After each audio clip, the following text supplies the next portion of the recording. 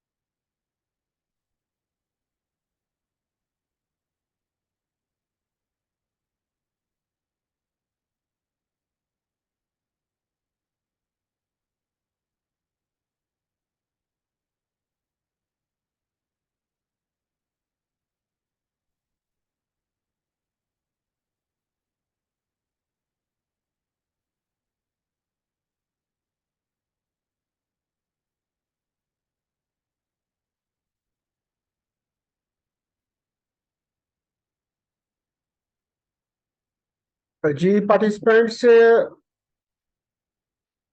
welcome to the today's session regarding BCRW. आज का हमारा लेक्चर नंबर 10 होगा और इसके अंदर एज यूजुअल हमारे 3 पार्ट्स होंगे। पहले पार्ट के अंदर हम डिस्कस करेंगे the various functionaries of the federal government, what are their roles and responsibilities while discharging their duties. Second part comprises, as usual, the summary factor of your question paper. But today, the passage I have taken it from a newspaper article.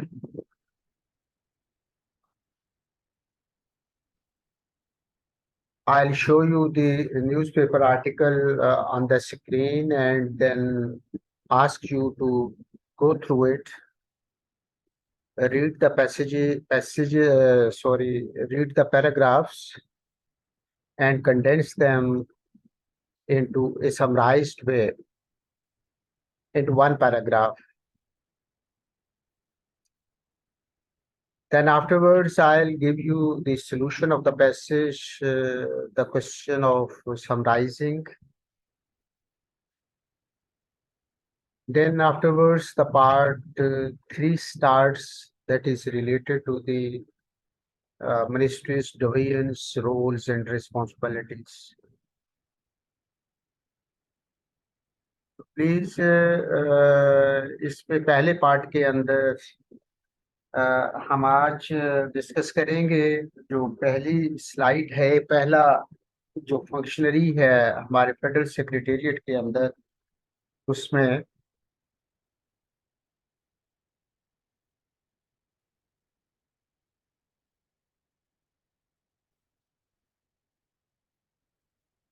उसके अंदर आज superintendent का एक होता होता है federal secretariat के अंदर। इस पर हम बात करेंगे कि सुपरिटेंडेंट कौन होता है और वो किस तरीके से जो है वो वर्क करता है।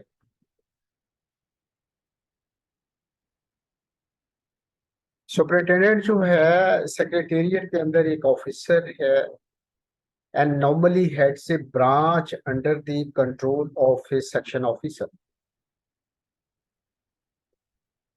He is responsible for ensuring that the work is conducted by his staff properly and that there is tidiness and discipline in his branch. Please note here, the function of superintendent is three-pronged. Number one, the work that has been assigned to the superintendent in a branch, वो उसको look after करे। फिर वो अपनी branch जो है उसके अंदर क्लीनलीनेस को भी जो है वो इंश्योर करे, सफाई सुथराई का ध्यान भी रखे और मुतलका स्टाफ से उसको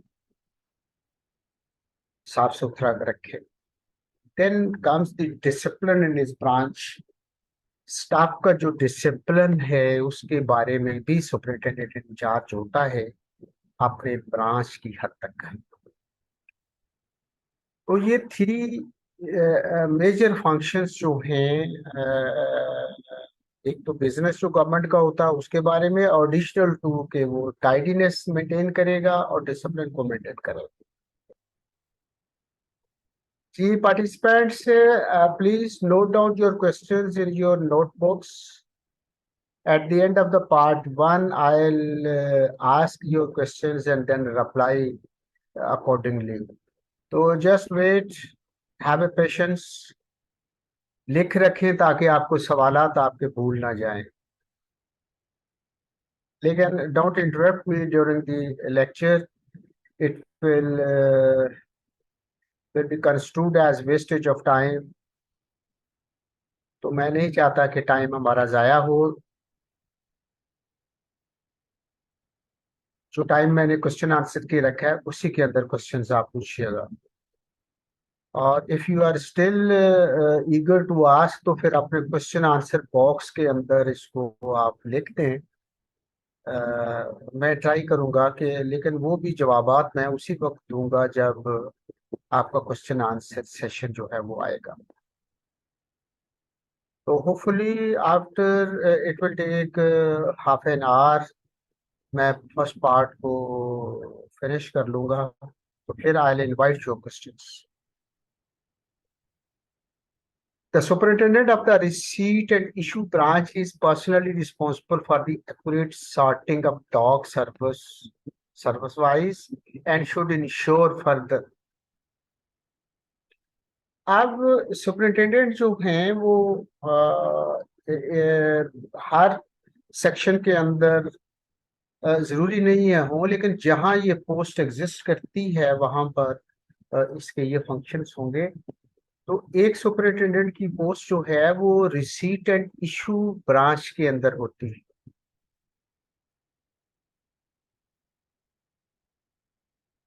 तो जो superintendent issue branch receipt and issue branch के अंदर होता है, उसकी in addition to the duties जो कि ऊपर गिनवाई गई हैं, उसमें उसकी एक्यूरेट सॉर्टिंग ऑफ डॉग जो है उसको इंश्योर करना भी उसकी जरूरत होती है।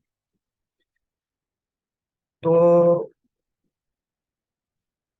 that the receipt clerk submits the receipts once daily to the section officer along with the diary। Receipt वाले की बात हो रही है जो कि क्लर्क पुट अप करता है सेक्शन ऑफिसर को, पहले ब्रांच अफसर को जाएगी, फिर देन ही that will be submitted to the section officer concerned. The letters are dispatched on the date of the receipt and office copies returned from the person to sections concerned। अब issue and receipt जो section है उसके अंदर मुख्तलिफ section जो हैं ministry के, वो सारे के सारे जो हैं वो अपने डाक कोई डिस्पैच जो है वो लेटर वहां भेजते हैं। तो उनको प्रॉपर वे के अंदर हैंडल करना जो है वो रिसीट एंड इशू के सुपरिटेंडेंट की जिम्मेदारी है। जब वो डिस्पैच कर देता है तो लेटर को, तो उसकी कॉपी जो है वो मुतलका सेक्शन के सेक्शन में भेज देता है डायरी ब्रांच के कि योर डाक हैज बीन डिस्पैच्ड। तीसरा रोल और फंक्शन जो है सुपरिटेंडेंट की सीट का वो है कि secret communications are dispatched under his personal supervision in the manner prescribed. Confidential and secret communication जो है उसको बड़ी मुख्तार तरीके से सुपरिटेंडेंट जो है वो डिस्पैच करता है, और बाहर को सीक्रेट कॉन्फिडेंशियल आए तो उसको भी वो बड़े ध्यान के साथ मुतलका अफसर तक पहुंचाता है। नेक्स्ट इज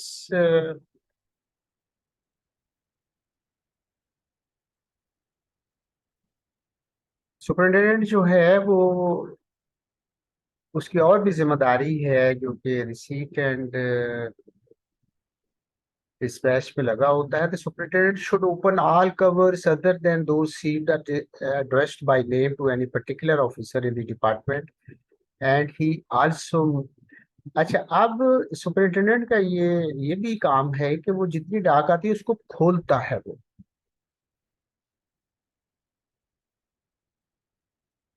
लेकिन अगर किसी डाक के ऊपर उसको सील किया गया हो और बाय नेम एड्रेस किया गया हो किसी ऑफिसर ऑफिसर के लिए, तो वो उसको नहीं खोलता।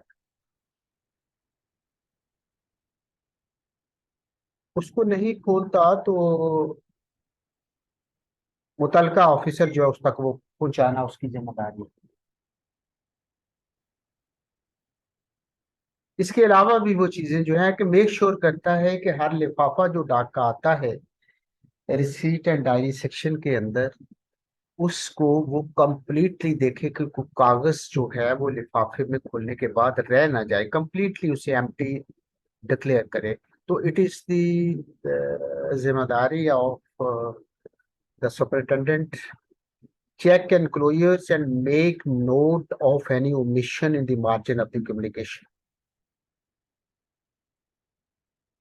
जब डाक का एक लिफाफा वो खोलता है, जो डाक बाहर से आई होती है, तो वो उसमें से लेटर निकाल के, तो उसके साथ अगर कोई इंक्लोजर्स लिखे हैं, तो उन इंक्लोजर को काउंट करना भी उसकी जिम्मेदारी है। मसलन आपने देखा होगा कि समटाइम्स एक लेटर आता है, उसके साथ एनक्लोजर्स अटैच होते हैं, और उस मेन कॉपी के ऊपर लिखा होता है कि इसमें 2 इंक्लोजर हैं, 3 इंक्लोजर हैं, या 4 इंक्लोजर हैं। अब सुपरिटेंडेंट की जिम्मेदारी यहाँ पर यह है कि वो लिफाफा खोलता है, लेटर के ऊपर वो देखता है कि अगर लिखा है इनक्लोजर, 2 इंक्लोजर हैं लेकिन अटैच 1 इंक्लोजर है, तो वो उसके ऊपर नोट दे देता है कि इंक्लोजर मेंशन तो 2 थे लेकिन अटैच एक हुआ है, 1 एनक्लोजर इज मिसिंग। तो you people are required to see the issue and receipt section, या आपके सेक्शंस में भी जो डाक आती है उसमें उसमें चीजें जो है एनक्लोजर लिखे होते हैं कि इतनी चीजें साथ एडिशनल अटैच। तीसरा एडिशनल फंक्शन जो है, separate receipt section wise and place them in labelled compartments.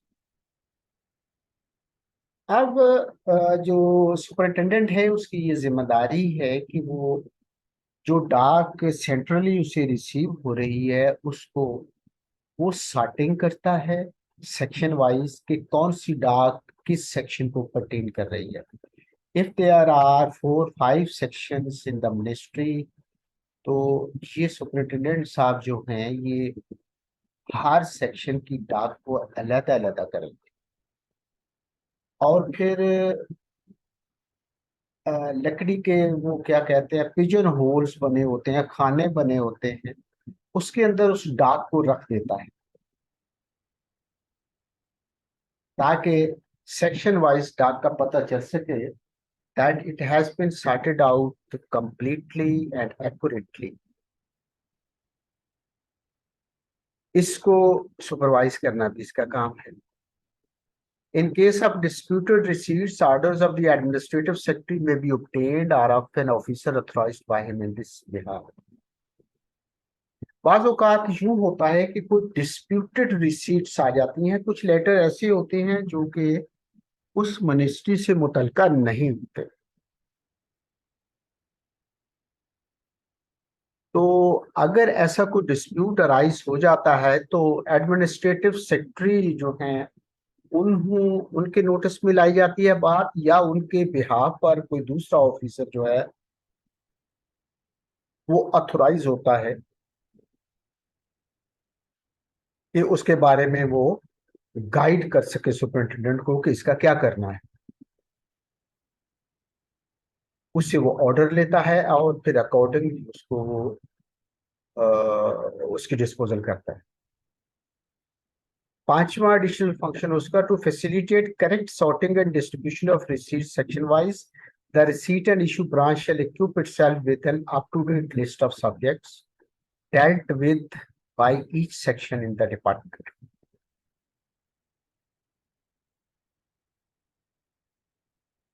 मैं पहले भी अर्ज कर चुका हूं कि सेक्शन के अंदर जो हेड्स डील हो रहे हैं, जो सब्जेक्ट्स डील हो रहे हैं, उनकी लिस्ट इस सुपरिटेंडेंट के पास होती है। उस लिहाज से ये इसकी सॉर्टिंग करता है डाक की, जो कि उसे मौसूल होती है, और उसको अपडेट भी ये करता रहता है कि कोई और नया सब्जेक्ट किसी सेक्शन के अंदर जो है वो अटैच हुआ है तो उसको अपडेट कर लेता है। मसलन एक मिनिस्ट्री के अंदर सेक्शंस जो हैं वो ऑलरेडी जॉब डिस्क्रिप्शन तो दी होती है हर सेक्शन के अंदर कि ये चीजें डील होगी, लेकिन बाजू का ऐसा होता है कि एक सेक्शन से कुछ काम निकाल के किसी दूसरे सेक्शन को दे दिए जाते हैं। तो now the question arises to which section that dog should be sent.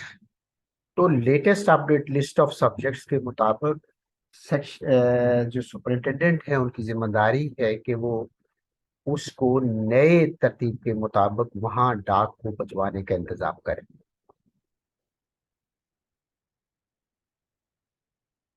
तो सुपरिंटेंडेंट के ये पिछली स्लाइड के अंदर तीन मेजर फंक्शन थे, फिर आगे पांच एडिशनल फंक्शंस जो थे ये सुपरिंटेंडेंट के बारे में हैं।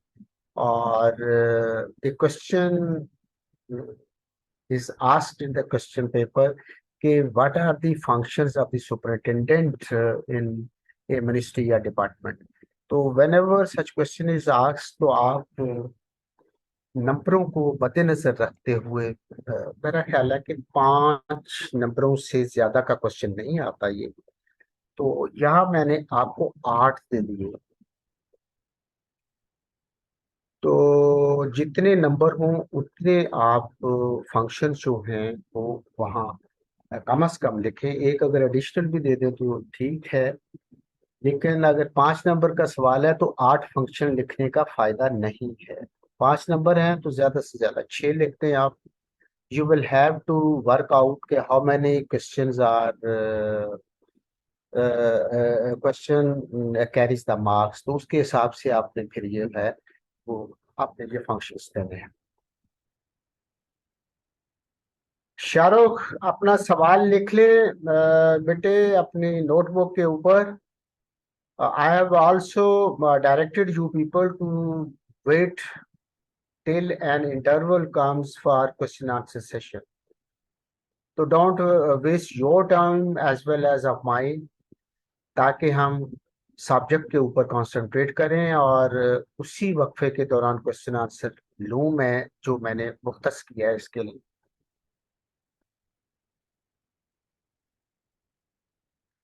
10 प्राइवेट सेक्रेटरी एक ओहदा होता है सेक्रेटेरिएट के अंदर। प्राइवेट सेक्टर्स जो हैं ये कौन लोग होते हैं, किन के साथ अटैच होते हैं। तो private secretaries to ministers advisers and secretaries shall perform the following duties. Private secretaries का ओहदा जो है ये 18 ग्रेड होता है। 19 ग्रेड के भी लोग प्राइवेट सेक्टरीज होते हैं जिनकी ड्यूटी जो है मिनिस्टर्स के साथ लगती है, एडवाइजर्स के साथ लगती है और अपने सेक्टर्स के साथ लगती है। The senior most private secretaries when they are attached with the ministers, advisors और उनसे जो जूनियर ग्रेड के होते हैं वो सेक्रेटरीज के साथ जो है अपनी ड्यूटीज परफॉर्म करते हैं। Very important post. इनके रोल्स एंड रिस्पॉन्सिबिलिटीज क्या हैं इसके बारे में पहला इसका फंक्शन जो है to prepare drafts of personal letters as and when required by the ministers, advisors and secretaries। इनके पर्सनल लेटर्स के ड्राफ्ट्स बनाते हैं ये लोग, बहुत एक्सपीरियंस्ड लोग होते हैं private sectors. To prepare presentations whenever required, जब कभी मिनिस्टर ने, एडवाइजर ने या सेक्रेटरी ने कोई प्रेजेंटेशन देनी होती है तो वो भी प्राइवेट सेक्रेटरी जो है वो उसको तैयार करता है। तीसरा फंक्शन इसका है to check official mails and to submit the same to the minister, advisors and secretaries। उनकी जो सरकारी डाक आती है ईमेल्स के जरिए वो चेक करता है और फिर उसका प्रिंट लेके सबमिट करता है मिनिस्टर को, एडवाइजर को, जहां भी उसकी ड्यूटी है। Then he attends to visitors and arrange interviews with the concerned officer। अगर मिनिस्टर है तो मिनिस्टर के साथ, एडवाइजर है तो उसके साथ और सेक्रेटरी है तो सेक्रेटरी के साथ। जो विजिटर्स आते हैं उनको ये अलहदा कमरे में विजिटिंग रूम के अंदर ये बिठाता है और फिर टर्न बाय टर्न जो है उनके इंटरव्यू जो हैं वो मुतलका ऑफिसर के साथ ये प्राइवेट सेक्टर्स करवाते हैं। पांचवा रोल जो है to arrange engagements and maintain an engagement diary.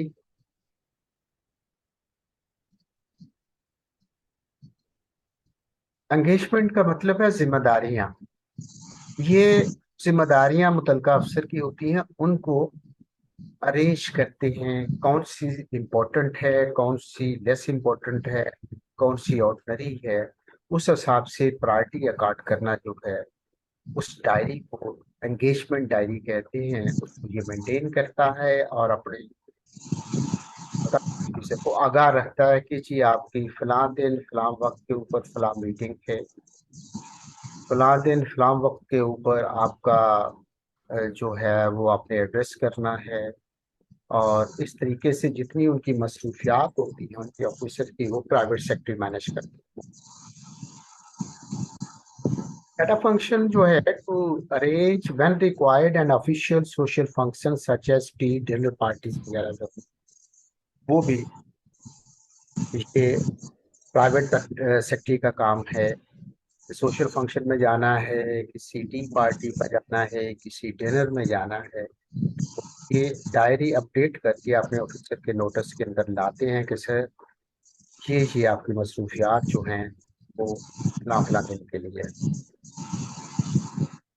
Seven function to prepare two programs of the ministers, advisors, and secretaries, and to correspond with the district and railway officers, notables, MPs, and all other concerned in this connection. तो लोग उन्हें जहाँ visit करना होता है, minister ने, adviser ने या सेक्रेटरी, उनके टूर प्रोग्राम अरेंज करते हैं और इस सिलसिले के अंदर वो डिस्ट्रिक्ट अथॉरिटीज के साथ कॉरस्पॉन्डेंस करते हैं, रेलवे वालों से कॉरस्पॉन्डेंस करते हैं। रेलवे वालों का नाम तो चूंकि पुराना लिखा गया है, अब तो ऑफिसर रेलवे में ट्रेवल नहीं करते। बहरहाल अगर कोई ख्वाहिश का इजहार करे तो रेलवे को भी लूप में लिया जाता है कि हमारा फलां ऑफिसर फलां दिन फलां ट्रेन के अंदर सफर करेगा।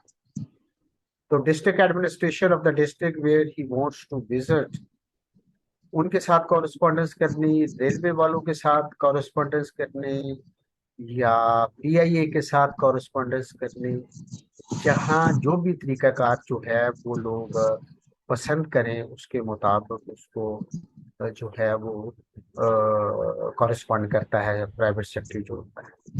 Once in the good old days railway एक बड़ा अच्छा सफर समझा जाता था। आज चूंकि रेलवे की हालत बहुत खराब हो गई है और लोग people don't like to travel through the railway. फिर उस डिस्ट्रिक्ट में जहाँ जाना है वहाँ के नोटेबल लोग जो होते हैं, जो शुरफा होते हैं, जो लीस्ट होते हैं, उनको भी उनके फंक्शंस या उनके उस मीटिंग्स के अंदर उनको भी दावतनामे दिए जाते हैं। एमपीएस कंसर्न जो होते हैं, वहाँ का एमपीए जो है एमएनए, उनको भी दावतनामे जाते हैं कि जी फला मिनिस्टर जो है वो विजिट कर रहे हैं आपके एरिया का, तो please spare time to attend that function. तो ये सारी जिम्मेदारी इन लोगों के साथ जो कॉरेस्पॉन्डेंस होती है वो इसकी जिम्मेदारी है प्राइवेट सेक्टर की कि वो इसको सर अंजाम देता है। Very important post.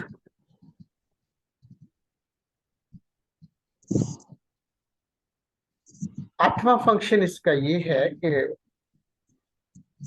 he goes through the petitions and complaints received from the public and aggrieved officials and to pass them to the advisor, to the concerned officer under instructions from the ministers, advisors.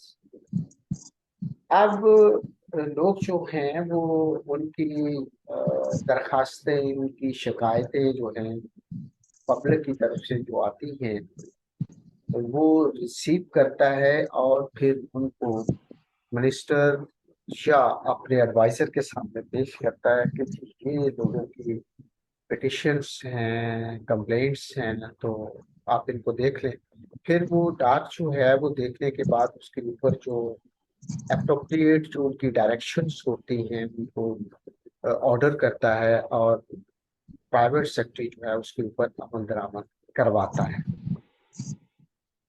Number 9, इसका role क्या है? To deal with cases related to telephone bills in respect of the calls made from the telephone of ministers, advisors and secretaries, and cases related to carriage of their personal effects onto minister, adviser और secretary के telephone bills के बारे के अंदर भी ये सारी चीजें उनकी मेंटेन करता है। बिल आता है तो उसको पे करवाता है। लाइकवाइज अदर फंक्शंस जो हैं, मसलन अगर मिनिस्टर जो है एडवाइजर या सेक्रेटरी कहीं जा रहा है टूर के ऊपर, तो उसके पर्सनल इफेक्ट्स जाती साधु सामान, कोई ब्रीफ केस होगा, कोई अटैची केस होगा, जिसके अंदर उसके कपड़े होंगे मिनिस्टर के, सेक्रेटरी के, या इस टाइप की जो जरूरी उसकी चीजें हैं, फाइलें होंगी, वो उसके पर्सनल इफेक्ट्स कहलाते हैं। और वो उनको मेंटेन करना, उनसे मुतल्लिका उनकी कैरेज का इंतजाम करना भी प्राइवेट सेक्रेटरी का जिम्मा है। प्राइवेट सेक्रेटरी जो है वो जहाँ ऑफिसर कंसर्न मिनिस्टर, एडवाइजर या सेक्रेटरी जहाँ जाता है, तो प्राइवेट सेक्रेटरी भी उसके साथ जो है वो मूव करता है। और ये सारी चीज़ों के जो मुतल्लिका इंतजामात हैं वो सारे की निगरानी कर रहा होता है। और इनका पर्सनल जो सामान होता है वो भी इसकी कस्टडी में होता है। What ever is needed by the officer concern, वो मिनिस्टर हो, एडवाइजर हो या सेक्रेटरी हो, वो सारी चीज़ें वक्त के ऊपर इनको प्रोवाइड करने का जिम्मेदार है। 10th रूल जो है, in order to avoid unnecessary inconvenience to the minister advisors, their private secretaries may sign papers of ordinary or routine nature.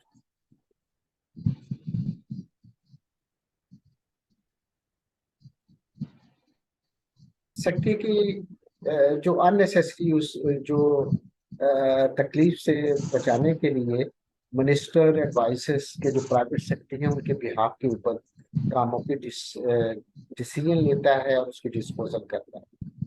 But policy decisions or orders having administrative implications, such as transfer of departmental officers, would, however, be conveyed to the administrative secretaries and the signature of the ministerial advisor. Ordinary nature का काम तो ये disposal करता है, लेकिन अगर कोई policy decision आ जाए जिसमें पोस्टिंग ट्रांसफर के ऑफिसर जो, उनके लिए ये डायरेक्शन जो है वो ऊपर से लेता है। Orders on file submitted by the administrative secretaries will also be passed to the minister advisor by the private secretaries. अब जो महकमे का सेक्रेटरी होता है मिनिस्ट्री का, वो जो अपनी फाइल पुट अप करता है रजिस्टर को, तो that is also rooted through the private sector. This is again the important function that he is performing. Next जो है हमारा इम्पोर्टेंट फंक्शनरी जो है वो सीनियर स्केल स्टेनोग्राफर होता है या पीए होता है। यू माइट हैव मतलब come across with these nomenclature of the officials that are attached: private secretary, stenographer, and PA. मैंने कहा private secretaries are attached with the ministers, advisors, and secretaries. Senior scale stenographer, personal assistant attached with the minister, advisor, additional deputy secretaries will perform the following duties. अब जहाँ पर private secretary होते हैं उनके नीचे ये स्टाफ होता है। अगर मिनिस्टर का प्राइवेट सेक्रेटरी है तो उसके नीचे सीनियर स्केल स्टेनोग्राफर होगा, पीए भी होंगे। इस टाइप की कॉम्बिनेशन जो है वो सेक्रेटेरिएट के अंदर चलती है। लेकिन एडिशनल सेक्रेटरी होगा तो वहां पीएस नहीं होगा, डेप्टी सेक्रेटरी होगा, वहां भी प्राइवेट सेक्रेटरी नहीं होगा। इनके साथ जो है वो स्टेनोग्राफर और पर्सनल असिस्टेंट जो हैं, पीए जिन्हें हम कहते हैं, उनकी ड्यूटी लगी होगी। ये लोग क्या काम करते? Take down dictation of notes and drafts from their officers and type them neatly and accurately. इन दोनों का काम जो है, सीनियर स्किल स्टेनोग्राफर जो कि अटैच है मिनिस्टर के साथ, एडवाइजर के साथ, सेक्रेटरी के साथ, वो उनसे डिक्टेशन लेते हैं, फिर उनको टाइप करते हैं नीटली और एक्यूरेटली, फिर उन्हें दिखाते हैं। तो ये काम जो है इनका, पीए का, सीनियर स्किल स्टेनोग्राफर का होता है। They now note down urgent matters and routine appointments of their officers in their desk diaries and engagement. जिनके साथ ये अटैच होते हैं अपने अफसर के साथ, उनके वो रूटीन अपॉइंटमेंट जो प्राइवेट सेक्रेटरी मिनिस्टर का या एडवाइजर का कर रहा था, ये चूंकि नीचे वाले अफसर्स के साथ, एडिशनल सेक्रेटरी और डिप्टी सेक्रेटरी के साथ होते हैं, तो वो ही सारे काम करते हैं जो कि प्राइवेट सेक्रेटरी जो है मिनिस्टर या एडवाइजर के साथ करते हैं। Submit their officers an agenda for the day covering urgent matters and routine appointments on the basis of the engagement time. ये अपने concern officer where they are attached for their duty, उनकी engagement diary को maintain करते हैं, जैसे private sector जो है वो मेंटेन करता है मिनिस्टर, एडवाइजर और secretary.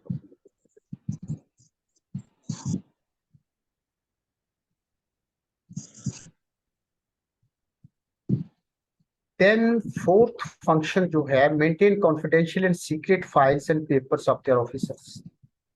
Their responsibility is to maintain the confidential status of the files and keep them in their custody. And whenever required by the concerned officers, वो उन्हें मौका के ऊपर वो उन्हें प्रोवाइड करें। Maintain telephone register of the concern officer, ये काम भी इनके जिम्मे है कि वो टेलीफोन रजिस्टर मेंटेन करते हैं।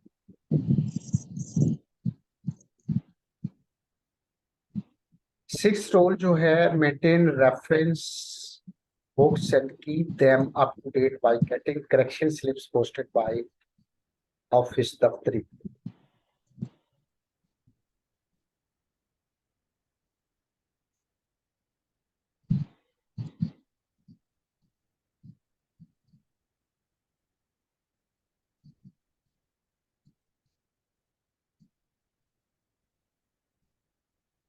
अब ये स्टेनोग्राफर्स जो होते हैं या पीए होते हैं, ये लोग रेफरेंस बुक्स जो हैं उनको मेंटेन करते हैं।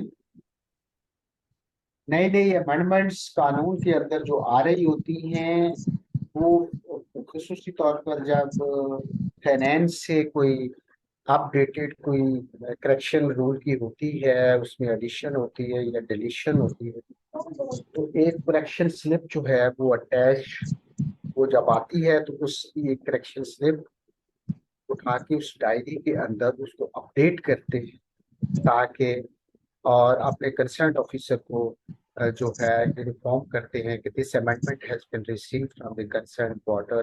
तो आज इस रूल की जो है वो स्टेटस इसका ये है।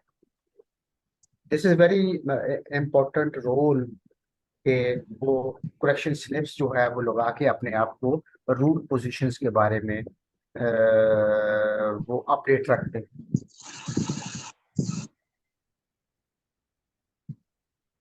ये चीज जो है ये हमारे अकाउंट्स ऑफिस के अंदर, हमारे जो ऑडिटर होते हैं, हमारे अकाउंटेंट्स होते हैं, हमारे एओस होते हैं, ये भी यही रोल करते हैं कि करेक्शन स्लिप्स जो है वो मेंटेन करते हैं। आप डायरी के अंदर जो भी कुछ चेंजेस वक्त के साथ आ रही होती हैं रूल्स के अंदर, उसकी अमेंडमेंट्स को नोट करते हैं, तो इसको करेक्शन स्लिप लगाना कहते हैं। And whosoever is doing this function, he is considered to be the most competent person in accounts offices, in audit offices, and in the secretariat as well. जहाँ भी जो बंदा इस टाइप का काम करता है, तो लोग उससे पूछते हैं कि इसमें लेटेस्ट रूल क्या है। तो ये चीज बड़े काम की है। आप लोग चूंकि अकाउंट्स एंड ऑडिट डिपार्टमेंट से हैं, तो आपको भी अपने पास एक डायरी जो है रेफरेंस की वो मेंटेन करनी चाहिए। लेकिन हमारे अ, लोग थोड़े से जरा इसके अंदर सुस्ती का मुजाहरा कर देते हैं। लेकिन as far as my experience is concern, तो मैं देखता हूँ कि most of the people in the accounts and audit office जो हैं अपने रूल्स को अपडेट करते रहते हैं। सातवां रोल है arrange interviews as permitted by their officers. सातवां रोल जो है वो कि जैसे प्राइवेट सेक्रेटरी अपने मिनिस्टर एडवाइजर और सेक्रेटरी के इंटरव्यूज लोगों के साथ अरेंज करते हैं, पीए और सीनियर स्टेनोग्राफर जो हैं वो भी अ, इसी तरीके से ये इंटरव्यू अरेंज करते हैं। Supervise the upkeep of the officer and visitors room. Her senior officer के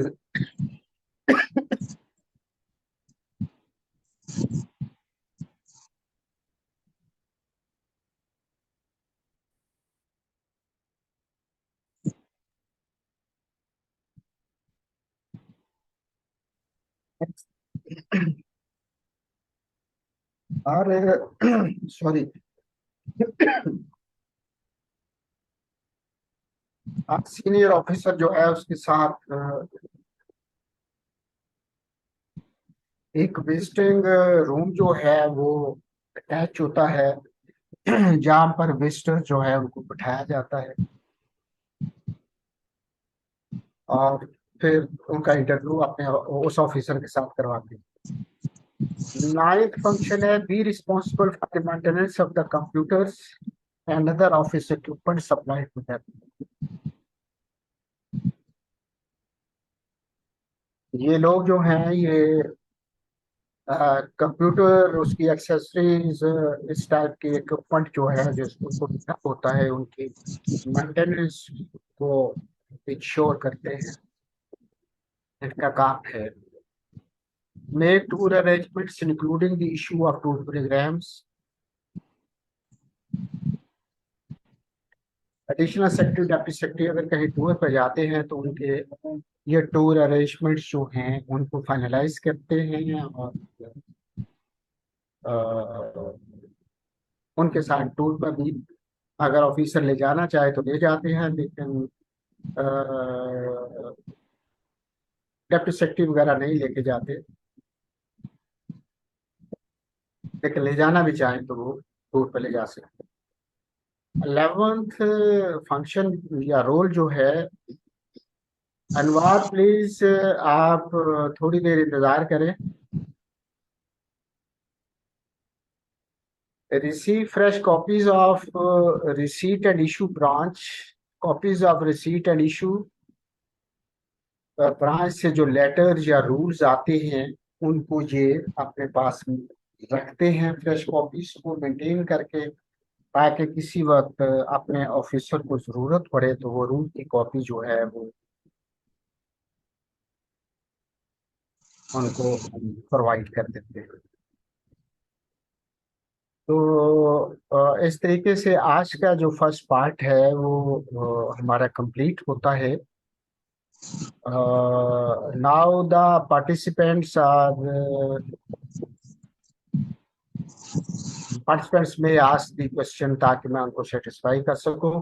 तो प्लीज जरा बाकी लोग अपने माइक्स जो हैं उनको ऑफ रखिएगा। जो साहब क्वेश्चन पूछ रहे हैं सिर्फ उनका माइक जो है वो ऑन होना चाहिए।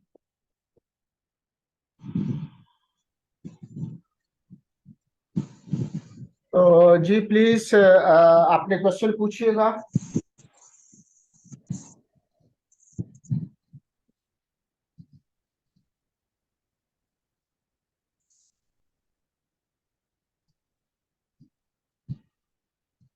जी participants,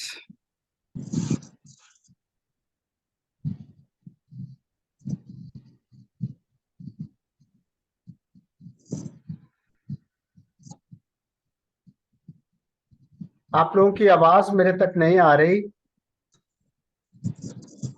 but you people are raising continuously your hands, लेकिन आप कुछ बोलेंगे तो मुझे क्वेश्चन का पता चलेगा।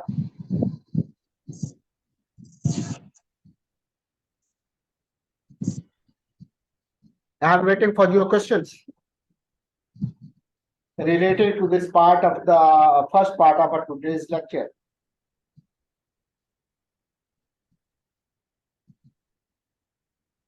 अस्सलाम वालेकुम सर। वालेकुम सलाम।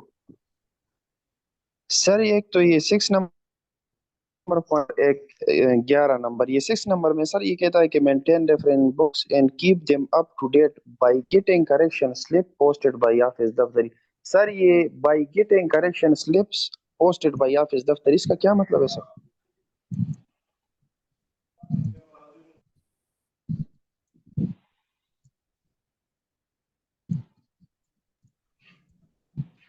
इसका हेलो। मतलब ये है कि जब आपको कभी कोई रूल्स के अंदर कोई अमेंडमेंट रिसीव होती है, नॉर्मली ये हमें जो है वो फाइनेंस डिवीजन से, फाइनेंस से मुतलका या किसी सर्विस मैटर के मुतलका कोई रूल में गवर्नमेंट अमेंडमेंट की है टाइम टू टाइम, तो या मिनिस्ट्री ऑफ जो है लॉ से कोई लॉ के मुतलका कोई एडवाइस आर आती एंड है, आई तो रिसीव्ड एंड इश्यूएंस ब्रांच। नहीं नहीं, रिसीट एंड इशू ब्रांच वो अलग रूल है। रिसीव तो उसके थ्रू होगी, लेकिन जब इनको मिल जाती है तो क्या करना है इन्होंने? ये लोग जो हैं, ये जो दफ्तर के अंदर जो दफ्तरी की एक पोस्ट होती है, उसको कहते हैं कि ये स्लिप जो है ये हमारे इस डायरी के अंदर पेस्ट कर दो या पोस्ट कर दो। Both words are use, posted भी कहते हैं, पेस्टेड भी कहते हैं। दफ्तरी होता है जो जिल्दबंदी नहीं करता हमारी फाइलों की, हमारे रजिस्टरों की, हमारे दफ्तरों के अंदर, तो वो उससे कहते हैं कि एक करेक्शन स्लिप बनाएं आप और उसको हमारे इस डायरी के अंदर पेस्ट कर दो। Actually, they are getting the help of the Taktri, who is a public official in the ministry या डिपार्टमेंट हमारे दफ्तरों के अंदर होते हैं। वो ये स्लिप्स बना के पेस्ट करते हैं इनकी मुतलका जो डायरी होती है रेफरेंस बुक्स वाली, ताकि ये उन रूल्स के बारे में अपडेटेड रहें। उसके अंदर पेस्ट कर देते हैं। जब भी वो खोलेंगे तो उन्हें उन्हें कोई अमेंडमेंट है तो उसका पता चल जाएगा कि ये रूल अब एग्जिस्ट नहीं करता, इसके अंदर ये चेंज गवर्नमेंट ने दे दी है।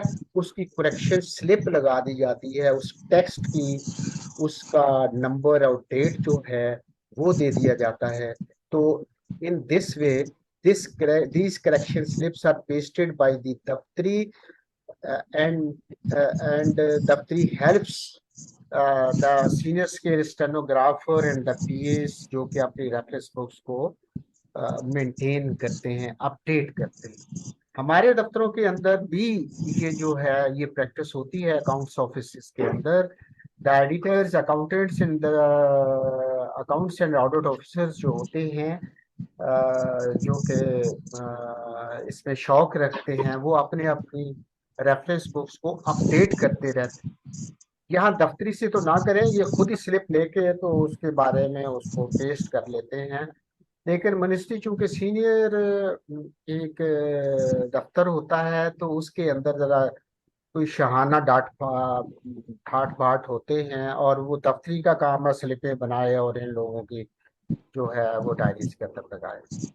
तो the function is performed by actually the senior scale stenographer और द पीए या प्राइवेट सेक्रेटरी, लेकिन दफ्तरी helps them to maintain this books, जो है वो इस तरीके से करते हैं।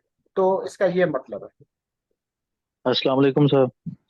जी जी हेलो। जी। सर ये आर एंड आई ब्रांच से क्या बनता है? ये जो पॉइंट 11 है। रिसीट एंड इशू ब्रांच, ये हमारी जो डाक जहां आती है और डाक जहां से डिस्पैच होती है उसको रिसीट एंड इशू कहते हैं, और एब्रीविएटेड फॉर्म के अंदर उसको R&I ब्रांच का नाम दिया जाता है। Okay sir, thank you.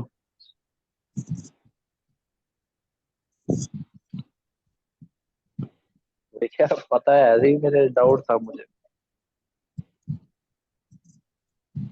जी, एनीबॉडी एल्स?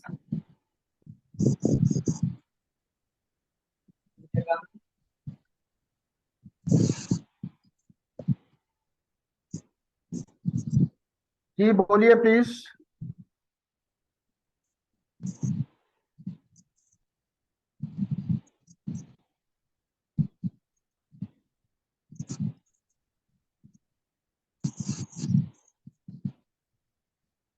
आप लोग की आवाज मेरे तक नहीं आ रही, अगर कोई क्वेश्चन है तो आप पूछ सकते हैं।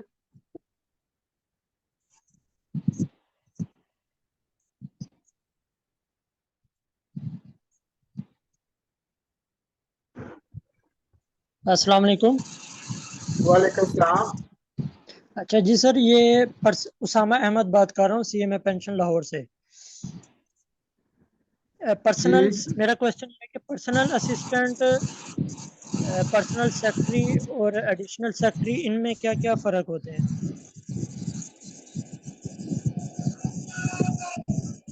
देखिए, जो प्राइवेट सेक्टर्स होते हैं वो मैंने अर्ज किया कि ग्रेड 19 और ग्रेड 18 के मिनिमम होते हैं। 17 का भी प्राइवेट सेक्टर होता है, 18 का भी होता है, और मिनिस्ट्री के अंदर 19 के भी होते हैं। जो सीनियर स्केल स्टेनोग्राफर हैं वो ग्रेड 16 या ग्रेड 17 के होते हैं, और पीए जो हैं वो ग्रेड 14, 15, 16 के होते हैं। और ये अपनी सीनियरिटी के हिसाब से जितना सीनियर कोई जो ये लोग होंगे वो उतने सीनियर ऑफिसर के साथ उनकी अटैचमेंट होगी। मसलन एजी ऑफिस के अंदर प्राइवेट सेक्रेटरी जो है वो एजी के साथ अटैच होता है प्राइवेट सेक्रेटरी। एडिशनल एजी के साथ जो है वो आपका सीनियर स्केल स्टेनोग्राफर होता है जिसको पीएडी कहते हैं। तो ये सीनियरिटी वाइज पीए, स्टेनोग्राफर, सीनियर स्टेनोग्राफर, फिर प्राइवेट सेक्रेटरीज, इनकी दर्जेबंदी जो है इस तरीके से की जाती है कि according to the seniority of the person they are attached with the senior officer, जो कि उसकी इंटाइटलमेंट के मुताबिक जो है वो ऑफिसर डिमांड करता है। तो ये वो लोग होते हैं, सीनियर से जूनियर लेवल तक जाते हैं। मेरा ख्याल है आपको समझ आ गई होगी। जी जी सर। ओके। हेलो सर, अस्सलाम वालेकुम। अस्सलाम वालेकुम सर। वालेकुम सलाम। सर मेरी रिक्वेस्ट है कि थोड़ा सा आप जो सर अटैचमेंट देते हैं, आवाज़ आ रही है मेरी सर? थोड़ी सी बढ़ाइए आवाज अपनी, जरा ऊंची बोलिएगा। सर मैं कह रहा हूँ कि आप जो अटैचमेंट सर लेटर देते हैं ना, जो पैराग्राफ वाला, वो समझ में नहीं आता है, उसकी ब्राइटनेस ज़्यादा होती है। ये काइंडली आप उसको स्कैन करके फिर जो है रखा करें स्क्रीन पे, तो हमें सही से नज़र आए सर। उसके बैकग्राउंड जो है ना वो ब्लैक होता है सर, आप कहाँ से पढ़ने में बोल नहीं रहे आता। हैं? आप सर कराची से बोल रहे हैं? जी हाँ, मकबूल अहमद सर, जैकोबाद से। Okay okay okay. Sir thank you sir. अच्छा, दूसरी बात जी सर, दूसरी बात ये है कि पीए जो होते हैं वो मिनिस्टर्स के प्राइवेट भी तो होते हैं ना सर, जो वो अपनी लेवल पे रखते हैं। कोई प्राइवेट बंदा हो उसको रख देते हैं अपना पीए करके बना के, तो वो उसका तो स्केल वगैरह नहीं होता है सर,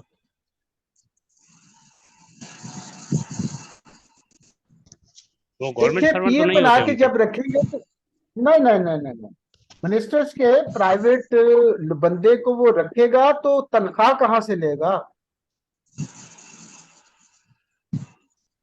वो सारे के सारे सरकारी बंदे होते हैं, गवर्नमेंट के मुलाजिम होते हैं। लेकिन उनके स्केल मुकर्रर होते हैं, उन्हीं को वो अपने साथ अटैच कर सकते हैं। और तो जो उनका जो सेंट्रली एडमिनिस्ट्रेटिव सेक्शन होता है, जिसको जैसे अकाउंट्स के अंदर एडमिन सेक्शन होते हैं, इसी तरीके से उनके भी एडमिन सेक्शन होते हैं। तो वहां पर वो पूल के अंदर बंदे मौजूद होते हैं और वो सरकारी मुलाजिम होते हैं। अगर मिनिस्टर चाहेगा तो वहां से बंदा उसे दिया जाएगा, अदरवाइज मिनिस्टर रखेगा बाहर से कोई बंदा तो उसकी तनख्वाह का मसला हो जाएगा, क्योंकि गवर्नमेंट तो प्राइवेट बंदे को तनख्वाह देती ही नहीं है। कॉन्टिजेंट पेड स्टाफ रखा जा सकता है, अगर ऐसी कोई प्रोविजन हो तो फिर कॉन्टिजेंट पेड स्टाफ से जो है वो, लेकिन इतने ग्रेड के बंदे को वहां भी नहीं रखा जा सकता। कॉन्टिजेंट पेड स्टाफ तो पहले दूसरे स्केल के अंदर होता है। तो ये चीज के वो अपने मकसद के लिए रखता है मिनिस्टर, तो वो तनख्वाह अपनी जेब से देगा। जेब से मुराद ये है कि वो ये नहीं होता अनऑफिशियली वो डिपार्टमेंट के बंदे को कहेगा कि इनके पैसे जो है तनख्वाह आप देंगे, लेकिन वो सरकारी मुलाजिम नहीं कहलाएंगे। Did you follow my point? Yes sir, thank you. जी बताइए फर्दर सर कुछ। ये अस्सलाम वालेकुम सर। वालेकुम सलाम। हेलो सर, आपको मेरी आवाज आ रही है? बाकी लोगों से दरखास्त है मेरी कि जो सवाल पूछते हैं उन्हीं का माइक ऑन होना चाहिए। तो किसी अस्सलाम का वालेकुम माइक सर। ऑन है। जी बोलिए। सर सर मेरा सवाल ये था कि जो आपने बताया कि पीएस होते हैं और ये दूसरा स्टाफ होता है, उनकी यानी पर्सनल सारे मैटर्स उनको देख रहे होते हैं।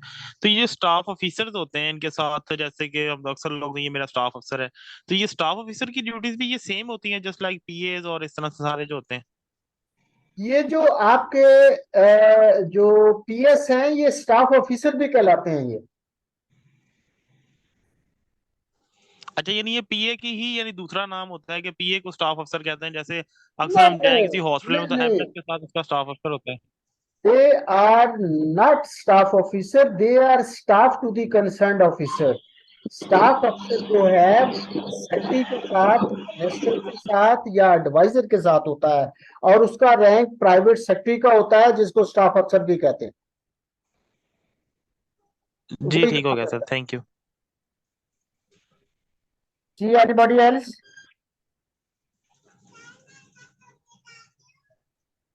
सर ये प्राइवेट सेक्रेटरी किस तरह से आते हैं?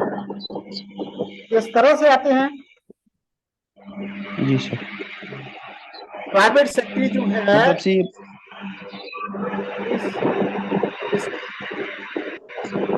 If I got your point कि प्राइवेट सेक्रेटरी कहां से आते हैं।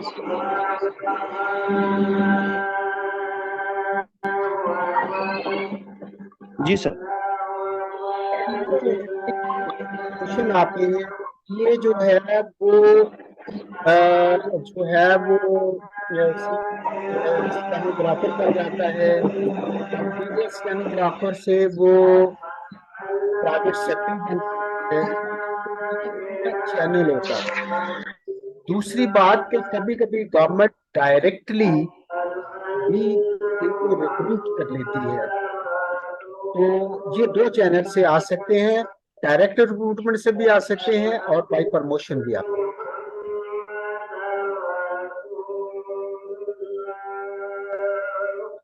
जी फॉलो किया। सर ये सीएससी ऑफिसर्स भी होते हैं?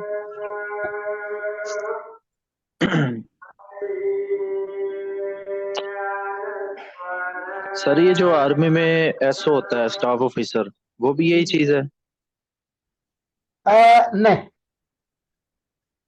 आर्मी के अंदर जो स्टाफ ऑफिसर होता है वो मसलन जो उनके कमीशन ऑफिसर्स होते हैं। जी सर। हाँ मतलब स्टाफ ऑफिसर टू जनरल जो है वो कर्नल होगा कोई, या कोई ब्रिगेडियर होगा, और कर्नल के साथ जो है वो मेजर अटैच होगा स्टाफ अफसर उसका।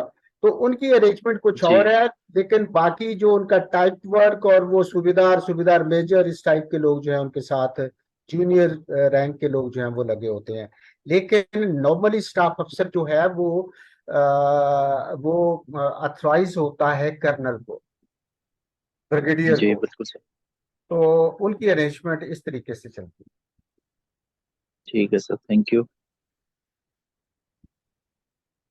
अगर आपका कोई सवाल, अच्छा आप अभी सवाल रहते हैं, चलें जी पूछिएगा। सर ये सॉरी दोबारा एक क्वेश्चन ये था कि ये जो स्टाफ अफसर जिस तरह ये रैंक होता है असिस्टेंट सेक्रेटरी, ये सीएसपी ऑफिसर ही होते हैं या प्रोमोटिव ऑफिसर भी होते हैं? नहीं, स्टाफ अफसर सीएसपी ऑफिसर नहीं लगते स्टाफ अफसर। ये स्टाफ अफसर सेक्रेटेरिएट के अंदर जो है या हमारे जो बाहर हैं वो ये इन कैडर से जाते हैं, पीए से, senior scale stenographer, senior scale stenographer, फिर प्राइवेट सेक्रेटरी। लोग जो हैं प्राइवेट सेक्रेटरी को स्टाफ अफसर कहते हैं। दूसरा स्टाफ अफसर जो है वो सिविल के अंदर नहीं होता। सीएसपी तो सवाल ही पैदा नहीं होता, लेकिन इनके स्केल जो हैं वो बराबर 17 में हो सकता है, 18 में मैंने अर्ज किया कि प्राइवेट सेक्रेटरी जो है वो हो सकता है। इवन ग्रेड 19 में भी प्राइवेट सेक्रेटरी जो है वो प्राइम मिनिस्टर के साथ जो लगा होगा, वो स्टाफ अफसर जो है वो और चीज है। ये प्राइवेट सेक्टर छोटी मोटी चीजें अरेंज करना जो है उनका काम है। वो जो प्रिंसिपल सेक्रेटरी है वो एक्चुअली आप कह सकते हैं कि वो सीएसपी ऑफिसर्स होते हैं। मतलब principal secretary to the prime minister, principal secretary to the governor, principal secretary to the chief minister, वो सीएसपी ऑफिसर्स होते हैं। लेकिन उनसे जो सेक्रेटेरिएट वर्क लिया जाता है वो यही लोग प्राइवेट सेक्रेटरी, स्टेनोग्राफर्स और पीए जो है ये उनके साथ अटैच होते हैं। और प्रिंसिपल सेक्रेटरी जो है prime minister, president, chief minister या गवर्नर जो होते हैं ये इनको अथॉराइज होते हैं। जी एनीबॉडी एल्स? वालेकुम सर। वालेकुम सलाम। वालेकुम सर। जी वालेकुम सलाम। सर बिनियामिन बोल रहा हूँ सीएमएपी लाहौर से। कहाँ से? हेलो, सीएमएपी लाहौर से सर। जी जी, पीएम तो कौन सा है आपका? सीएम एलसी है, सीएमपी है, कौन सा है? CMP sir, CMP. जी बोलिए। सर आपने बोला था एक एजी और एडिशनल एजी। एजी तो हो गया सर, ये तो एडिशनल एजी क्या होता है? एडिशनल एजी जो है वो एजी ऑफिस का एक ओहदा है जो कि एजी के नीचे काम करते हैं। आपका कंट्रोलर जो है वो पीएमएडी के अंदर वो ग्रेड 20 का होता है। उसके नीचे एडिशनल कंट्रोलर अगर लग जाए तो वो एडिशनल सेक्रेटरी के बराबर होगा। एडिशनल सेक्रेटरी सॉरी, हाँ, एडिशनल एजी के बराबर होगा। और इसका ग्रेड जो है ये 19वां होता है। सर इसकी जरूरत क्यों पेश आती है? जब एजी जो है एजी साहब की पोस्ट है तो फिर एजी साहब फादर, फिर एडिशनल एजी की क्या जरूरत है? जैसे एजी है, जैसे जज होता है, एडिशनल जज होता है, इसकी जरूरत क्या होती है? जी गवर्नमेंट ने बनाए हुए हैं ओहदे भाई। अब सेक्रेटरी जो उसके नीचे एडिशनल सेक्रेटरी होगा, उसका जूनियर जब कल को उसने रिटायर होना है तो एडिशनल सेक्रेटरी ने ही सेक्रेटरी बनना है ना। तो एजी रिटायर होगा तो एडिशनल सेक्रेटरी जो सीनियर होगा वही जाके प्रमोट होगा। तो ये एक चैनल ऑफ सर प्रमोशन इसका एंड हायरार्की है जिसके अंदर ऊपर से लेके नीचे तक सारे ऑफिसर जो हैं वो काम करते हैं। मसलन एजी ऑफिस के अंदर एजी जो है उसके नीचे एडिशनल एजी होता है, फिर डेप्टी एजी होता है, फिर असिस्टेंट एजी होता है, फिर अकाउंट्स ऑफिसर होता है। ये हायरार्की है। Likewise in the federal secretariat जो है वो सेक्रेटरी होता है, उसके नीचे एडिशनल सेक्रेटरी होता है, उसके नीचे ज्वाइंट सेक्रेटरी होता है, उसके नीचे डेप्टी सेक्रेटरी होता है, उसके नीचे जो है वो सेक्शन ऑफिसर होता है। तो ये हायरार्की गवर्नमेंट ने बनाई हुई है, काम इन्हीं से चलता है, स्टेप बाय स्टेप प्रमोशन ऊपर होती है। और सर ये अब आपका एजी कहना, साहब हैं, एजी ये साहब। आपका कहना कि एक बंदा एजी है तो बाकियों की जरूरत नहीं है, ये ऐसा नहीं होता। नहीं सर, एजी साहब हैं, उसके नीचे तो डिप्टी एजी साहब होते हैं ना, तो एडिशनल एजी साहब का क्या वहाँ पे रोल होता है? ये एक्स्ट्रा बोझ ओ नहीं है नहीं गवर्नमेंट बेटे, के नहीं नहीं नहीं लाने में? नहीं नहीं नहीं नहीं नहीं, ऐसे नहीं होता। एडिशनल एजी की पूरी कमांड होती है, वो पूरे उन चीजों को कंट्रोल कर रहा होता है। वो सारा डेप्टी एजी के बस की बात नहीं होती। डेप्टी एजी जो है उसका स्केल छोटा है, उसका चार्ज छोटा है। सही सर। अब एजी ऑफिस लाहौर के अंदर दो एडिशनल एजी होते हैं, एक एडमन का होता है, एक पे रोल्स का होता है। और अब शायद ठीक है सर। मुझे लगता है कि शायद तीसरा भी ना आ गया हो। तो इस टाइप का हायरार्की जो है वो डील होती है।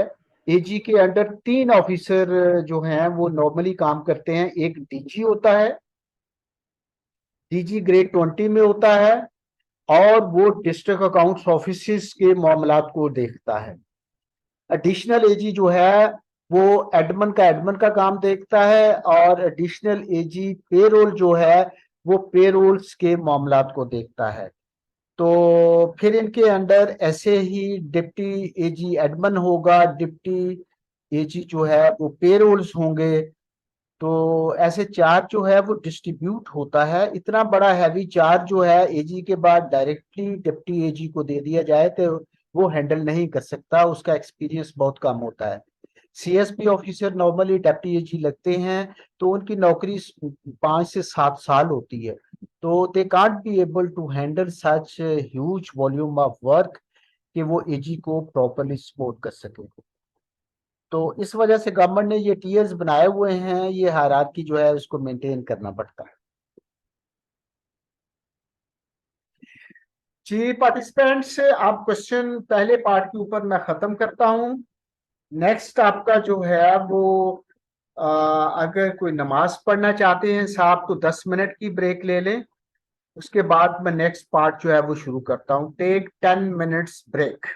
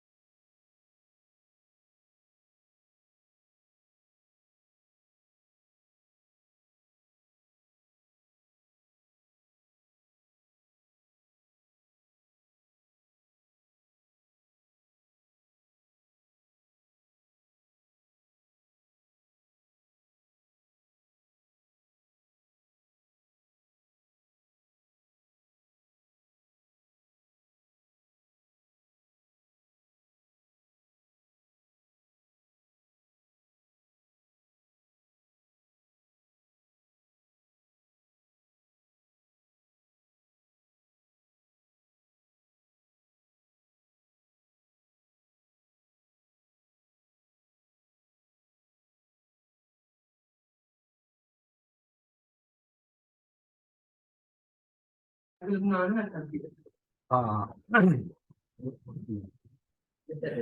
जी पार्टिसिपेंट्स, वेलकम बैक। हमारा पार्ट 2 जो है वो एज यूजुअल जो है वो समरी बनाने के लिए I am displaying the passage an article taken from an English newspaper, वो मैं आपके सामने रख रहा हूँ। उसको रीड कीजिए और इम्पोर्टेंट पॉइंट नोट कीजिए, और फिर उसको आप अपने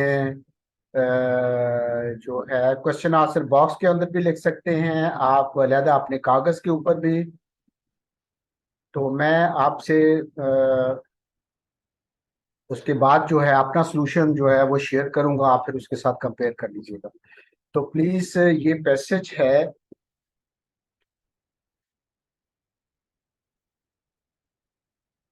इसको देखिएगा।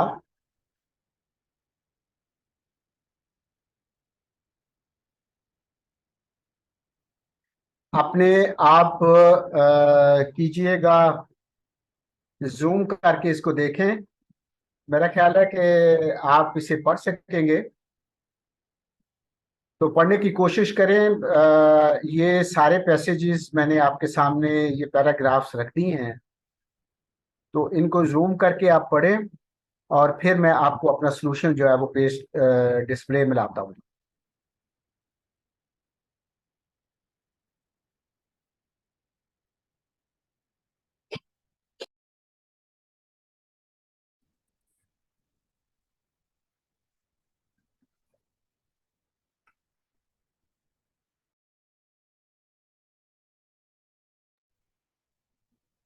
सर जो आपने टिक किया हुआ है वही पैराग्राफ है मेरे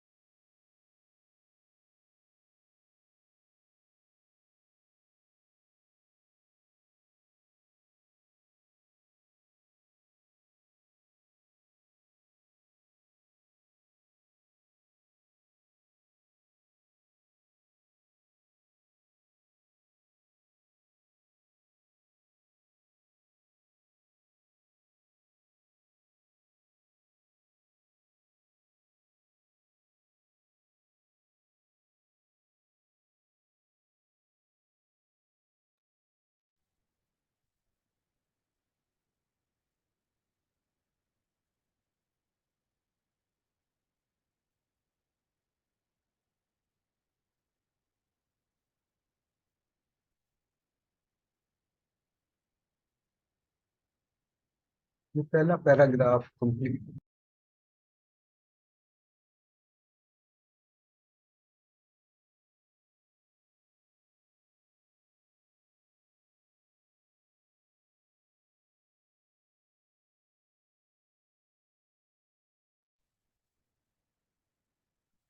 जी पार्टिसिपेंट्स, आपने यकीनन इसको पढ़ लिया होगा, इस आर्टिकल को। और अगर कोई नहीं पढ़ सका तो मैं रीड आउट कर देता हूं, please listen it carefully. Powerful forces are at work. एक चीज मैं आपको ये याद दिलाता चलूं कि ये आज की दुनिया के बारे में आर्टिकल है, करंट अफेयर्स के बारे में, लेकिन ये पिछले साल का, इस साल का नहीं है अखबार का। तो लेकिन सारी चीजें आज भी इक्वली एप्लीकेबल हैं ये। Powerful forces are at work, radically transforming the world with far-reaching consequences for the future of mankind and the globe. The drivers of this transformation are diverse and cover virtually all areas of human activity. An understanding of these forces is a must for leaders and policymakers to be able to navigate their states successfully through the choppy waters ahead. Geographically, the world order established by the US-led West is the aftermath of World War II through the United Nations, the World Bank, the International Monetary Fund, and their subsidiaries is breaking down because of the body blows delivered primarily by the great powers and the reconfiguration of the global balance of power. The Russian invasion of Ukraine is the latest example of the violation of the recognized principles of interstate conduct. Just to quote another not too distant example, the American invasion of Iraq in 2003 was as reprehensible as any other flagrant violation of the UN Charter. The historical record leads one to the clear conclusion that in dealing with major issues of peace and security, the great powers are generally guided by real politics rather than by principles laid out in the UN Charter and international law, both which have been weakened by transgressions over the past few decades. The dramatic rise of China's economic strength over the past few decades, followed by the rapid growth of the military power more recently, is another potent factor driving the changes in the world. Balance of power and the transformation of the global geopolitical map. If the present trends continue, China will emerge as the most powerful country in the world in the next 2 to 3 decades. Already, China's growing economic penetration of Asia, Middle East, Africa, Latin America, and Europe through its Belt and Road Initiative are rapidly increasing trade and investment ties has given it enormous clout in these regions.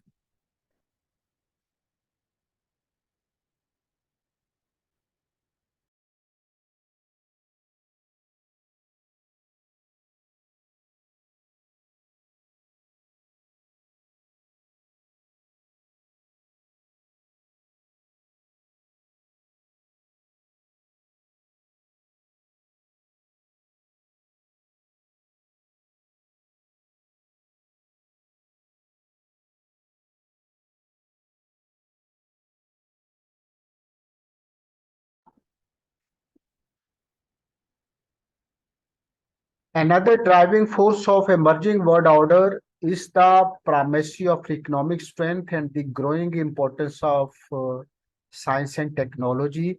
in determining the power of the states and their relative position in the Committee of Nations.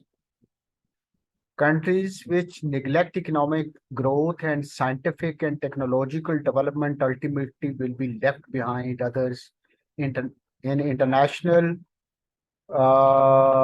race for progress, power, and prosperity.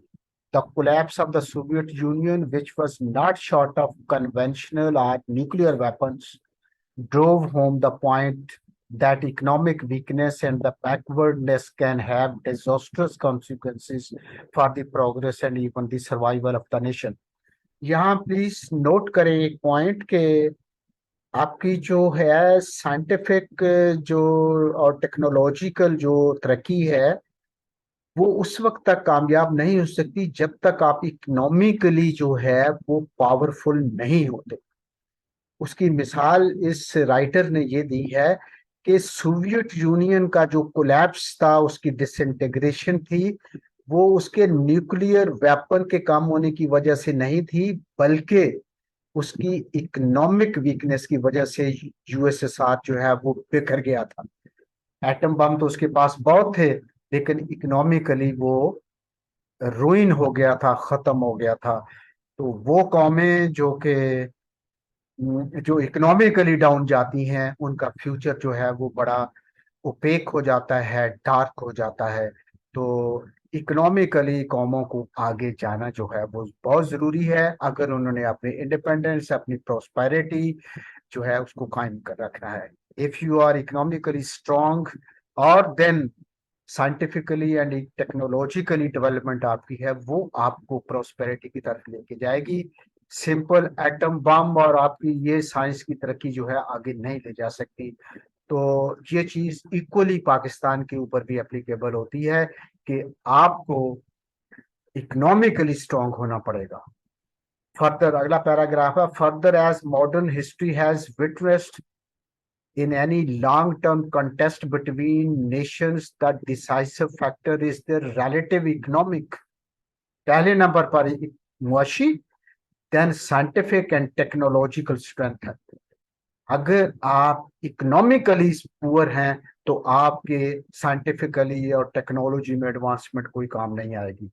Nations which are relatively weak in terms of economic and technological strength are likely to be on the losing side of in the long run.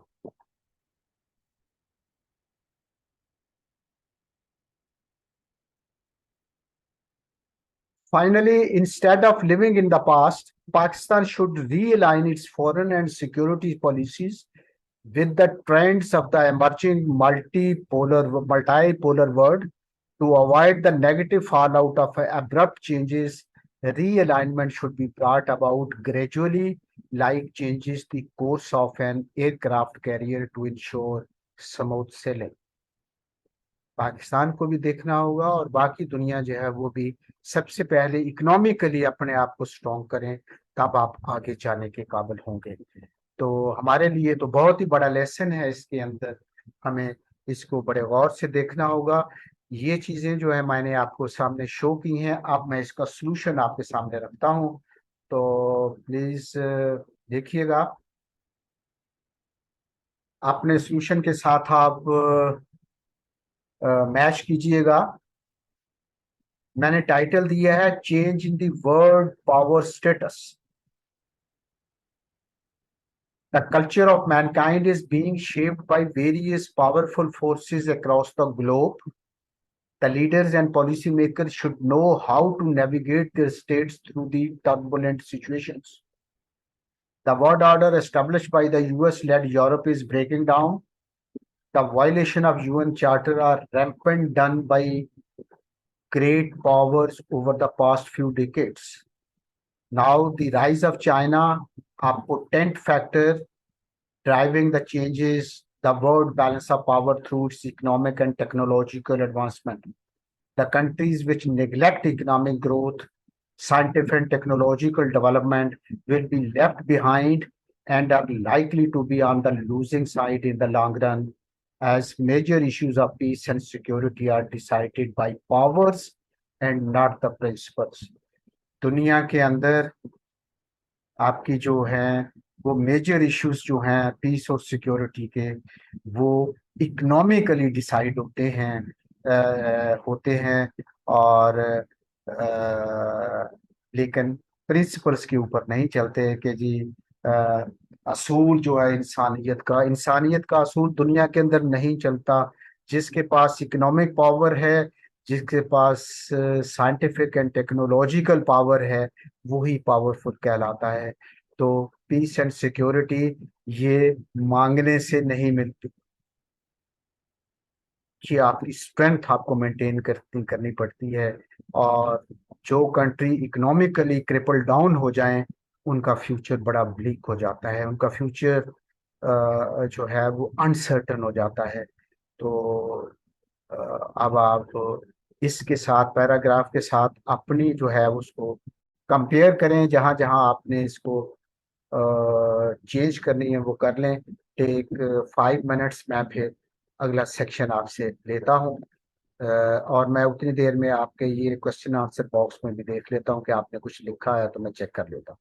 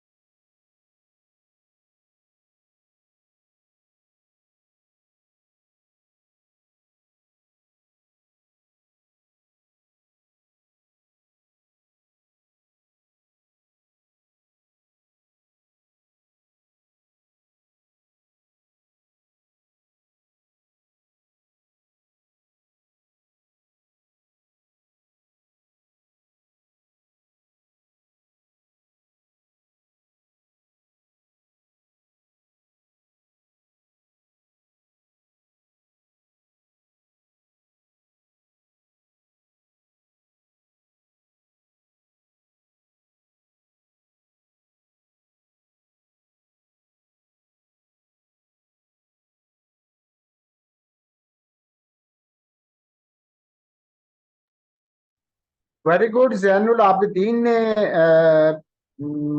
Attempt किया है। जैनुल आबिदीन, ये आपने इसको 2 paragraph में नहीं, एक में बनाना था। बाकी आपने जो किया है वो ठीक किया है। तो इसको मैंने सिर्फ कहा था कि वन वन पैराग्राफ में कन्वर्ट करना है। तो इसको जोड़ दीजिएगा साथ उसके, ये जो geographically revered order establish by the US, that इसको उसके साथ जोड़ दीजिएगा। लेकिन आपने बहुत अच्छा सॉल्यूशन दिया। कुछ चीजें इसमें एक दो मिस हैं, उसको try to match your solution with my solution, तो आपको पता चल जाएगा।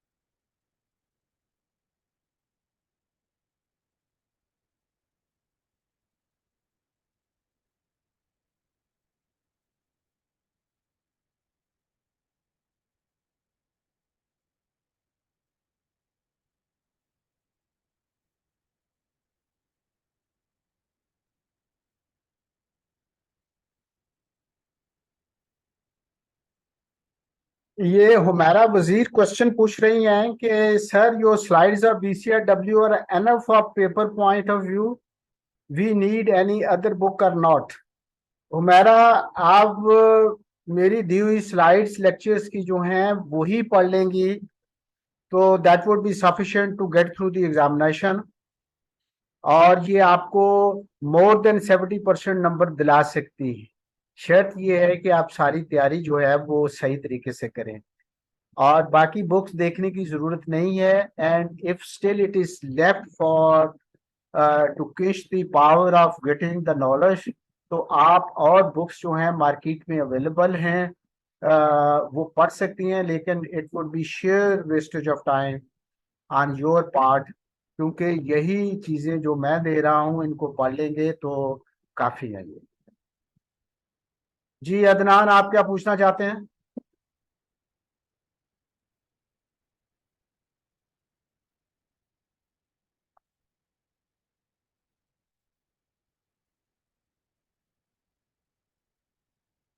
जी मैंग्रियो साहब, आप क्या सवाल है आपका?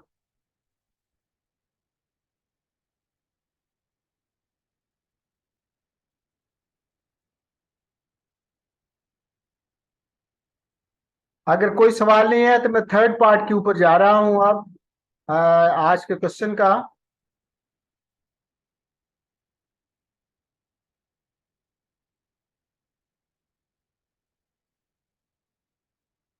Functions of power and divisions जो हैं,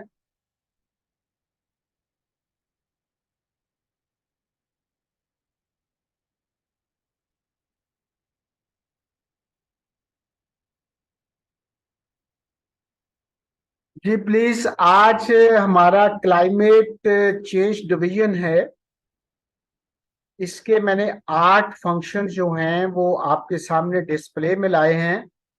क्लाइमेट चेंज डिवीजन के अंदर पाकिस्तान एनवायरमेंटल प्रोटेक्शन काउंसिल आती है, पाकिस्तान एनवायरमेंटल प्रोटेक्शन एजेंसी आती है, global environmental impact study centre आता है, और 5वें नंबर पर national policy plan strategies and programmes with regard to disaster management including environmental protection, preservation, pollution, ecology, forestry, wildlife, biodiversity, climate change, and desertification. छठा rule इसका क्या है? Function power क्या है? Coordination, monitoring and implementation of environmental agreements with other countries, international agencies, and forums. Number 7, policy formulation, coordination, and reporting of human settlements, including urban water supply, sewerage, and drainage. Islamabad wild life management board. ये climate change division के अंदर ये लोग fall कर रहे हैं। मैंने ये आपको बताया था कि ये क्वेश्चन ज्यादा से ज्यादा 5 नंबर का आता है, तो 5 पॉइंट आप हर डिवीजन के निकाल के उसको आप तैयार कर लें इम्तहान के लिए, ज्यादा जो है उनको जरूरत नहीं है। आगे है कॉमर्स डिवीजन।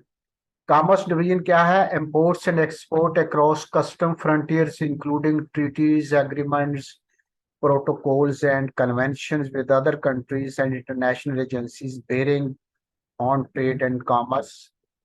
दूसरा इसका जो शोबा है वो ये है promotion of foreign trade including trade offices abroad, trade delegations to and from abroad, overseas trade exhibitions and conferences and committees connected with the foreign trade.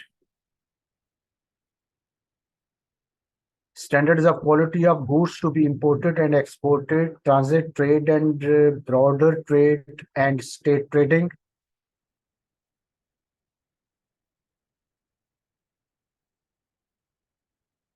Inter provincial trade.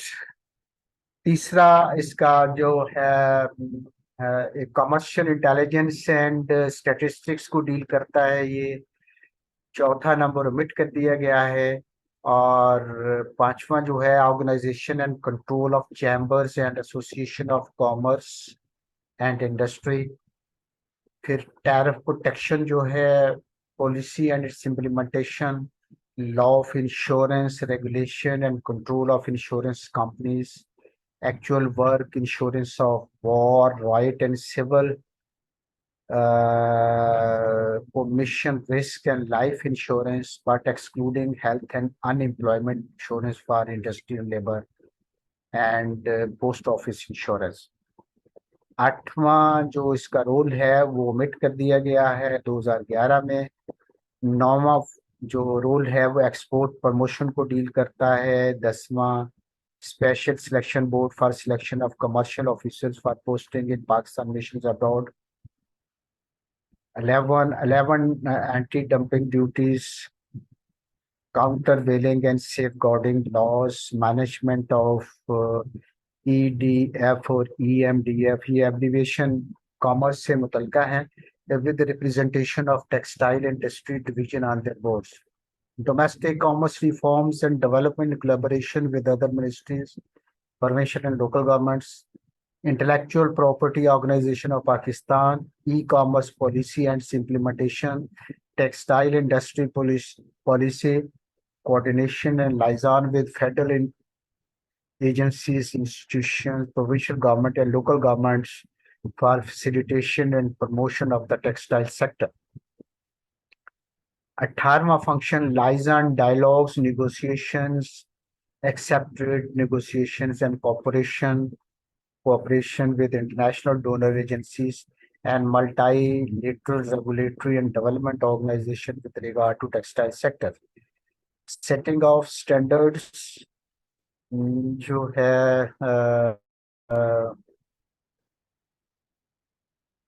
setting of standards and monitoring and maintaining vigilance for strict compliance of these standards throughout the production and value chain के लिए जो है। आगे 24वां function है administrative control of, ये भी उसी को डील कर रहा है। Federal textile board, textile commissioners organisation, textile city Karachi Faisalabad को, national textile university Faisalabad, directorate general of textile and quota supervisory council, all textile related जो फंडेड इंस्टीट्यूट्स हैं उनको डील करता है। Textile testing laboratory Faisalabad, garment city projects at Lahore Faisalabad and Karachi, Pakistan cotton standards institute Karachi, और cotton hedge markets. उसके बाद आपका communication division आता है, national planning research and international aspects of. अच्छा, ये जो 25 जो आपके मैंने कॉमर्स डिवीजन के साथ अटैच किए हैं रोल जो है इसके, इसमें से 5 से 7 आप अपनी मर्जी के निकाल लें, बाकी को छोड़ दीजिएगा क्योंकि इतने सारे याद करने की जरूरत नहीं है। Again I am sharing with you people के question mostly is asked in carrying the 5 marks only. ज्यादा याद करने की जरूरत नहीं है इम्तहानी पॉइंट ऑफ व्यू से, तो 5, 6, 7 इन 25 में से ले लें, कोई बाकी को छोड़ दें, जो आपको पसंद है वो रख लें। तो कम्युनिकेशन डिवीजन के अंदर है नंबर 1, इसका क्या रोल है, नेशनल पॉलिसी बनाना, planning research and international aspects of roads and road transport, logistic, freight, and coordination of multi-modal transportation. Motorway, national highways and strategic rules, National Highway Council and Authority, administration of the Central Road Fund and Fund for Road of National Importance. उसके बाद जो है National Highways and Motorways Police, उसके बाद postal service and postal life insurance company limited, establish regulate specialised entities in logistic and freight जो है वो उसको उसका रोल है यहाँ पर। तो with this we came to the end of today's lecture on BCRW। ये जो मैं आपको शेयर कर रहा हूँ पार्ट 3 ऑफ दिस लेक्चर, इनको आप नेट के ऊपर रूल्स ऑफ बिजनेस ऑफ 1973 से भी अपने पास डाउनलोड करके अपनी कॉपीज रख सकते हैं। तो आप वहां से भी देख सकते हैं। लेक्चर नोट्स भी मैं आपके साथ शेयर करता रहता हूँ, और आज भी मैं कर दूंगा इसको। तो इस तरीके से आप 5 6 7 फंक्शन जो है एक डिवीजन के, वो एग्जामिनेशन पैटर्न के ऊपर तैयार कर लें आप। रेस्ट ऑफ द मटेरियल में be left because it is too much to be learned by heart by the candidates. जी ईसा, आप क्या कहना चाहते हैं?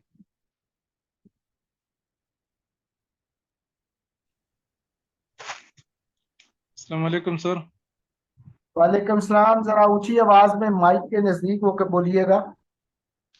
सर ये नोट जरा शेयर कीजिएगा। ये 5th लेक्चर तक हमें शेयर हुआ है और इसके बाद शेयर नहीं हुआ है, 6th लेक्चर से अप टू डेट।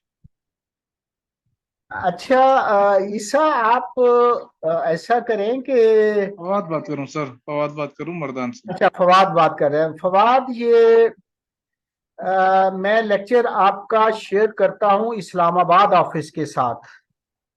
सर तो वो तो हमारे साथ शेयर ही नहीं करते। नहीं, आप उनसे अपनी शिकायत कीजिएगा। मैं भी उन्हें कह देता हूं कि आपके नाम वहां शामिल नहीं होंगे। पूरे पाकिस्तान के अंदर लेक्चर शेयर हो जाते हैं, आपको क्यों नहीं मिल रहे? ये मैं इस्लामाबाद वाले कोऑर्डिनेटर जो हैं वो अगर सुन रहे हैं तो I would request them to share all these matters with all the students who are participating in this course. तो सर ये 5th लेक्चर तक भी हमें किसी और से भी मिला है किसी और के थ्रू हमें मिल चुका है ना। अच्छा, वो 6 तक भी किसी और से मिला है? 5th तो तक, 5th लेक्चर तक सर। 5th तक तो मैं तो 9 तक शेयर कर चुका हूँ। तो मैं आपको सर आप इनको जरा काइंडली ये रिक्वेस्ट करके जी मैं ये इनका जो व्हाट्सएप ग्रुप है सर, इनमें ये शेयर किया जाए तो सब दोस्तों के साथ ये शेयर होगा। जी जी जी बिल्कुल ठीक है। तो मैं उन्हें भी कह देता हूँ, if they are listening to my voice today, कि वो लोग आपका नाम जो है वो उसमें शामिल करें ग्रुप में। लेकिन जब कल आपका ऑफिस शुरू होगा, जी जी दफ्तर टाइम के अंदर आप इरफा इस्लामाबाद से रब्ता करें। जी जी और वहां पर जो साहब होंगे, मेरा ख्याल है फैजुल्ला साहब होंगे कोई, उनसे आप रब्ता करें इरफा ठीक है इस्लामाबाद, सर। और अपने नाम और अपने फोन नंबर उनको दे दीजिएगा ताकि वो उसको शामिल कर दें ग्रुप के अंदर। बहरहाल ठीक है सर। अ, अ, अगर ना हुए तो फिर मुझे परसों बताइएगा, मैं फिर अगेन हेल्प आउट आपको कर दूंगा। तो बात ठीक है।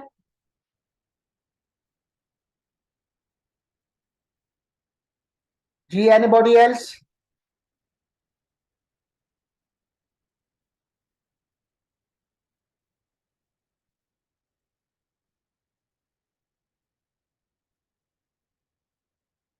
जी उस्मान, आप क्या पूछना चाहते हैं?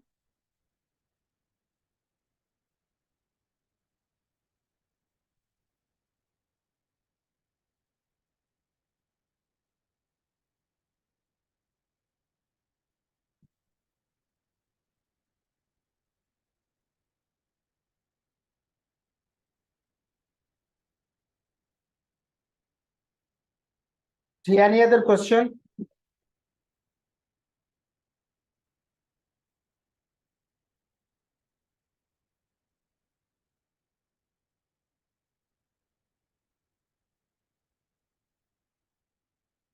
आपके 3 मिनट रह गए हैं, कोई सवाल है तो प्लीज आप पूछ सकते हैं।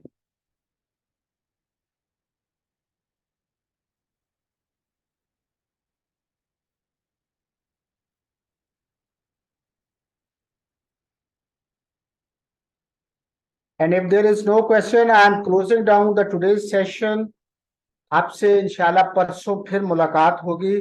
उस वक्त तक फिर कोई क्वेश्चन याद आ जाए तो फिर परसों पूछ लीजिएगा। अब तो कोई भी हाथ खड़ा नहीं कर रहा कैंडिडेट। तो thank you very much to all of you. ये लेक्चर मैं आज शाम तक इंशाल्लाह शेयर कर दूंगा।